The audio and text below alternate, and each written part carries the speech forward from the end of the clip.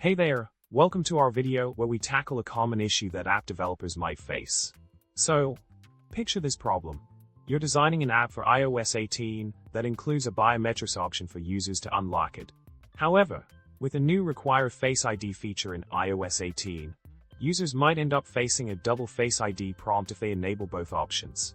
Here comes a dilemma. How do you know if a user is already using Face ID to unlock the app, so you can hide the biometrics option for them? Quite the conundrum, right?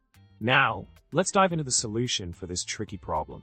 Unfortunately, there's no specific API available to help you determine if a user is already using Face ID to unlock the app.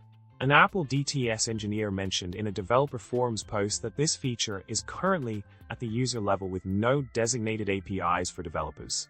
The best course of action for now is to check the iOS version using, if hashtag available, iOS 18, *.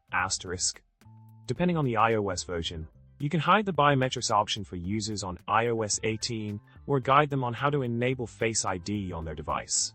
In summary, while there's no direct solution to detecting if a user is using Face ID to unlock the app, you can make adjustments based on the iOS version.